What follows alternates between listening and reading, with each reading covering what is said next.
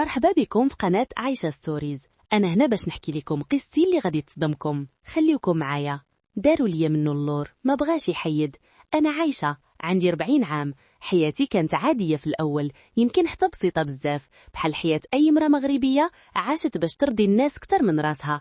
خدمت وضحيت وربيت وتعلمت باللي الحب ماشي ديما كيجي في العمر الصغير، شي مرات كيجي متأخر وكيجي على شكل شخص ما كنت متوقع يكون هو قدري. تعرفت على راجلي أحمد في ظروف ما كانتش عادية. كان خدام في واحد الشركة، كنت أنا كليانة عندهم. أول مرة شفتو شدني زينو وطريقة كلامه المؤدبة، واخا كان صغير عليا 12 عام ما كنتش كنهتم. كنت كنشوف فيه شي حاجة صافية بريئة، يمكن حيت كنت محتاجة نرجع نحس بشي دفء بعد سنين ديال البرود. قبل ما نكمل، إلا كتعجبكم هاد القصص الواقعية اللي فيها الصدمة والعبرة، ما تنساوش تشتركوا في القناة وتفعلوا الجرس. والوحدة وأحمد كان كيعاملني باحترام كبير وكيهضر بطريقة كتريح القلب. مع الوقت تزادت علاقتنا، من بعد ولا حب.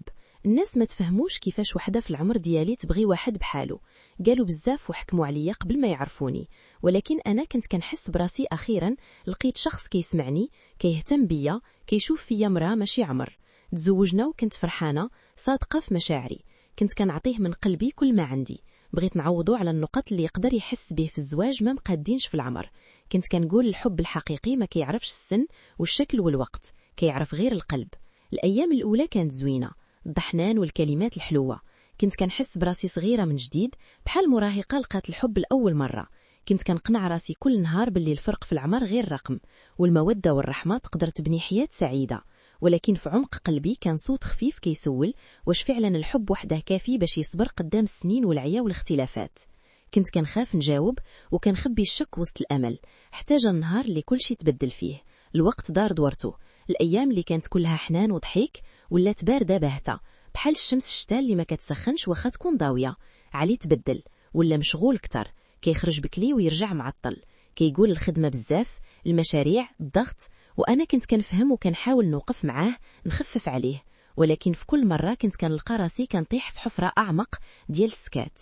في الأول قلت يمكن غير مرحلة، كل زواج كيوقع في فتور، ولكن لا، المسافة بيناتنا بدات تكبر بلا ما نحس، حتى ولات بحال الحيط. ما بقاش كيهضر معايا بحال قبل، ولا كيهتم بتفاصيل حياتي الصغيرة، لا كيسول لا كيناقش حتى كيف دايز نهارك. ولات كلمة مستحيلة. كنت كنلقى كنقلب وجهه على النظرة القديمة، النظرة اللي كانت كتقول كنحبك، وما كنتش كنلقاها.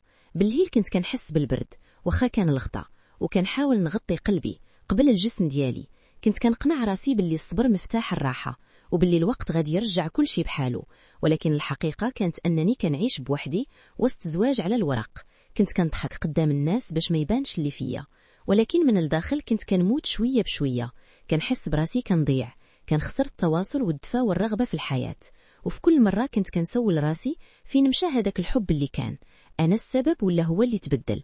ولا يمكن هاد الزواج من الأول كان مبني على الوهم؟ كنت كنبغي نواجهه، ولكن كنت كنهرب من المواجهة. خفت نخسر اللي باقي، خفت نسمع كلامي وجعني، فضلت أسكت. وسكاتي كان بداية النهاية. نهار ولا بحال البارح، والبارح بحال غدا. كل شي ولا متشابه، بلا لون بلا مذاق بلا نفس. كنت كنفيق بكري، كنجمع الدار، كنطيب، كنغسل، كنوجد ليوسف فطوره، وكنشوفه كيمشي للخدمة وهو في كرش الصمت. ما بقاش كيبوسني قبل ما يخرج، ما بقاش حتى كيدير داك النظرة اللي كانت كتعطيني طاقة، غير كلمة باردة بسلامة.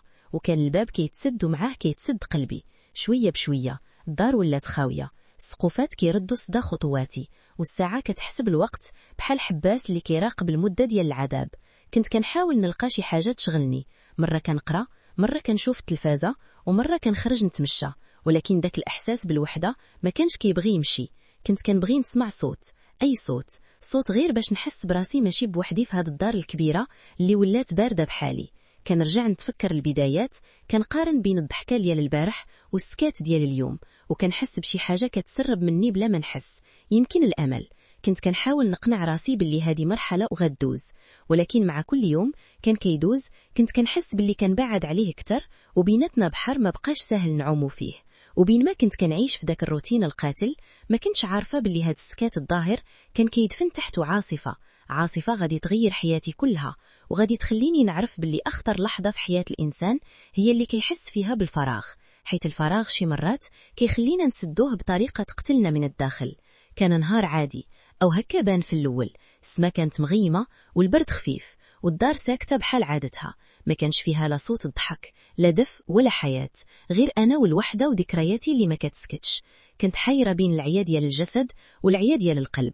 الفراغ اللي كنت حاسة به بدا كياكل فيا شوية بشوية، بحال ريحة خفيفة كتحفر في الحجر بلا ما نحس.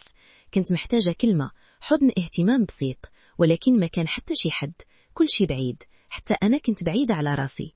وفي لحظة غفلة وضعف واحد، نهار شيخي جا ضيف عندنا، شي سيمانة بقى كيهرد في شي 3 سوايع. جبت 3، وفاش وصلت للرابع بديت كنبكي ونرغب باش يحيد، ولكن ما بغاش. أنا مع كنت موحشاه، وليت بحال شي وحشة ما قديتش نحبس. ضعفت قدام إحساس قديم كنت كنحاول ندفنه، إحساس بالرغبة في الحياة، في الحب، في الإحساس بالأنوثة اللي دفنتها تحت الصبر والانتظار. ما كانتش نية خايبة، ما كانش تخطيط، كانت غير لحظة فقدت فيها السيطرة وغلبتني نفسي. ومن بعد الصمت سكات ثقيل خانق بحال سحاب كيدفن المدينة تحت ظله. كنت كنشوف في المراية وما كنشوف والو، ما بقاتش منا اللي كنت كنعرف. كنحاول نفهم شنو وقع، علاش، كيفاش، ولكن كل الأجوبة كانت كتوجع. ديك اللحظة اللي كانت قصيرة بزاف ولات بالنسبة لي عمر كامل ديال الندامة. ما كنتش باغية نغلط، ما كنتش باغية نخون نفسي، ولكن الإنسان في ضعفه كيعرف شنو هو الثمن ديال الغفلة. ومن داك النهار ما بقاتش حياتي بحال قبل، كل شي تبدل، حتى الطريقة اللي كنشوف بها الدنيا تبدلات. اللي كان بسيط وعادي ولا مؤلم، واللي كنت كنسميه صبر ولا جرح ما كيبراش. من بعد داك النهار المراية ولات عدو ديالي. كل مرة كنت كنقلب فيها على وجهي كنشوف غير انعكاس خاوي من البراءة. كنحس بالعار يعمر قلبي، وبالدم كيمشي مع كل خطوة كندير. حتى الصوت ديالي ولا غريب في ودني، بحال إلا ما بقيتش أنا اللي كنهضر، ولكن واحد النسخة كتعاقبني بلا رحمة. كنت كنخاف من كل شيء، من الناس، من الحياة، من المستقبل، وحتى من نفسي. كل لحظة كانت كتفكرني بالغلط، كل تفاصيل النهار كترجعني للقرار اللي خديت. كنت كنحس بحمل ثقيل في كتافي ما يمكنش نتهنى منه، وكنبغي نغبر من الأرض بلا أثر. والأصعب هو أنك كنت عارفة باللي هاد الغلط جا مني، من إنسانة كانت عارفة الصح، كانت كتعرف الحدود، كانت عندها الضمير. كنت كنعيط لنفسي، علاش، كيفاش وقعت في هاد الفخ؟ ولكن الجواب ما كانش كاين، غير دموعي وصوت السكات اللي كيبكي معايا. ديك الصدمة كانت كبر من أي صدمة دست بها في حياتي. ما بقاتش غير لحظة ضعف، ولات جرح كبير كنتفكر كل نهار باللي وقع. كنت محتاجة نتخلص من هذا الثقل، ولكن ما كنتش عارفة منين نبدا ولا شكون يقدر يسمعني بلا ما يحكم عليا. الليالي ولات طويلة بزاف، الوقت ما بقاش كيمشي كيتجرب شوية، بحال ظل ثقيل فوق صدري. كنت كنحاول ننعس، ولكن النعاس ما كانش كيبغي يزورني، بحال إلا عيوني ما باغياش ترتاح. كل مرة كنغمضهم كتشعل فيا صور، ذكريات، كلمات كتبعزي بحال الكوابيس ما كتسالاش. دموعي ولات جزء مني، ما بقاتش كتخرج بحال إلا ولات عادة. كنبكي في الصمت، كنخاف يسمعني شي حد، كنمسح وجهي دغيا، ولكن الأثر ما كيمشيش. العيا الجسد كان عيا الروح اللي ولات خاوية وعيانة، ما فيها لا ضوء ولا أمل. راجلي ما كانش عارف والو، كيعيش معايا تحت نفس السقف، وأنا كنموت حتى وأنا قدامه. كان يسولني مالك، علاش وجهك مطفي؟ وأنا كنت كنبتسم وكنقول غير عيانة شوية، وهو كيرجع للسكات وأنا كنرجع للحبس الداخلي. الصمت ديالي ولا عذاب كيسمعني كتر من الكلام. كنت باغية نعيط، نعترف، نغسل قلبي من الوجع، ولكن الخوف كان رابط لساني. جا النهار اللي ما بقيتش قادرة نكمل هكاك. كنت كنحس أني غادي نتفجر من الداخل، بحال واحد البركان كيتحرك بصمت وكيستنى اللحظة باش ينفجر. في هذاك النهار سديت باب بيتي، جلست على الأرض وبديت كنبكي، ماشي بكى ديال اللحظة، ولكن بكى ديال السنين، ديال الذنب، ديال الخنقة، ديال الخوف اللي عيت منه.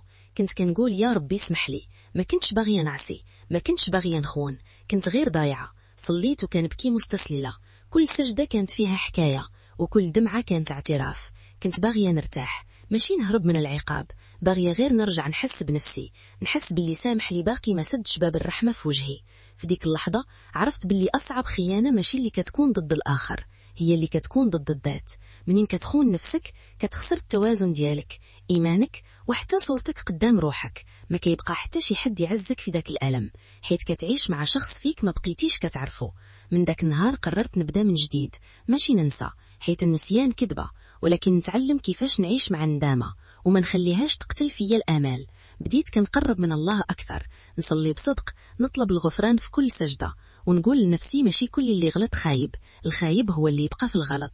كانت بداية جديدة، ضعيفة، مترددة، ولكن صادقة. اليوم وأنا كنحكي قصتي كنقلب على الكلمات باش نوصل رسالة واضحة لكل مرأة، لكل إنسانة. ما تطيحش في الغلط اللي طحت فيه أنا.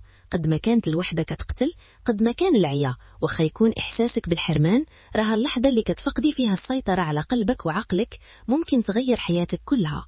الخيانة ما كتداويش الألم، ما كتجيبش السعادة، ما كتخليش الروح ترتاح، كتزيد الجرح عمق وكتخلي الضمير ما يهداش، واللي بقي من الاحترام للنفس يضيع.